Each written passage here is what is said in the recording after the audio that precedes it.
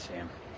What's going on, everyone? Live here on Facebook right now with some reaction to Joe Burrow's wrist injury after just talking with Zach Taylor here in Baltimore after the Bengals lose 34-20 to the Ravens. We talked with Zach Taylor, we talked with players inside the locker room, and I'll try to give you the full picture on kind of everything we know right now about Joe Burrow, the injury, and kind of what's next for him. So first and foremost, Zach Taylor called it a sprained right wrist injury on his throwing hand for Joe Burrow. So sprained wrist. And with the swelling we saw when he left the game in the second quarter, and even when he came back out in the second half just to watch when he was declared out, it did look like it could be worse than a sprain, possibly something that might be broken, might be season ending, might be season altering. Sprain could be a different scenario for Joe Burrow. So they're going to get more results on that. I would imagine they do get some sort of MRI and get more information on Friday about Joe Burrow and what is next for him. But again, a sprained right wrist for Joe Burrow. We asked Zach Taylor a lot of questions about it because there were some things floated out there that Joe Burrow might have been wearing a brace on his wrist, on his right wrist, traveling to Baltimore. But Zach said he knew nothing of any injury, any pre-existing issues with Joe Burrow before this game. So we have to take Zach Taylor at his word on that. As for when the injury happened in this game, Zach said he didn't even know exactly when that was. No information on that.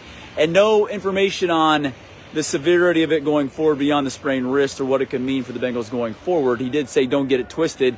This team is going to find a way to battle and fight, even though they're 5-5 right now. He mentioned the 4-game winning streak and the fact that this team has bounced back before the season after Joe Burrow had the calf injury. So that's everything we know right now, information-wise. I can tell you as well, I did see Joe Burrow leaving the locker room. He did not have a cast on his right-hand wrist area. It was wrapped very tightly, but I was surprised to see that. I thought there might be a soft cast of some sort.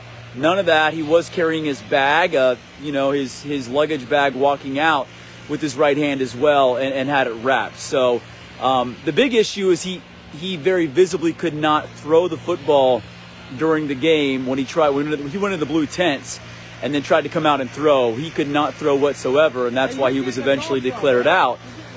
So it's something we're going to have to wait and see on. The players did not want to talk about the injury specifics as to how long Joe Burrow is going to be out, how severe it is, his mood, all that kind of stuff. They didn't get into a lot of that. We talked with Ted Karras, we talked with Mike Hilton, Tyler Boyd, and Jamar Chase. Tyler Boyd basically said next man up mentality. Jamar Chase said he didn't really catch a whole lot of Joe Burrow's mood because he was locked into the game, but understands how tough Joe Burrow is. Ted Karras spoke about Joe Burrow's toughness, that he expects him to be back as soon as possible. And Mike Hilton even said, I wouldn't be surprised if Joe Burrow is back for the game against the Steelers at home next Sunday in about, 9 days or so, 9 or 10 days. So that's kind of the mood around the locker room. No one was completely just beat down about the injury, talking about it, but didn't want to give specifics on the timeline because it wouldn't be smart for a player to do that. But again, Mike Hilton said he wouldn't be surprised if Joe Burrow can go by next Sunday. That's just one player we talked to.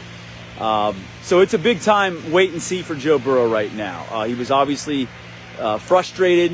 I think there was a moment post-game caught on camera, and if you can do some lip reading, it was Joe Burrow saying he's going to be fine, talking with Patrick Queen, basically, and going to have an MRI and see what happens next. But, athletes are tough. Joe Burrow's tough. He's battled through a calf strain already this year. A little different when you have a sprained wrist on your throwing hand and you're the star quarterback and trying to get this team back on track in a very tough division. A little different story. So we're going to see how that plays out. Again, the good is, initially, Zach Taylor didn't say it was broken. He said it was sprained. He didn't see a cast on it as he left. And I would say that there is a semblance of hope inside the locker room. What does that mean? How long is he out? We're going to find out more from Zach Taylor when he meets the media on Friday when the Bengals get back home. I will say Joe Burrow did not meet the media post-game. That's kind of a Bengals protocol thing. Jake Browning did because Joe Burrow was injured.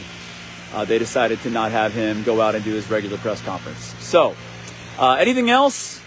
You can catch it on Fox 19 Now. We'll always have the very latest for you, of course, in the morning, all morning long on Fox 19 Now.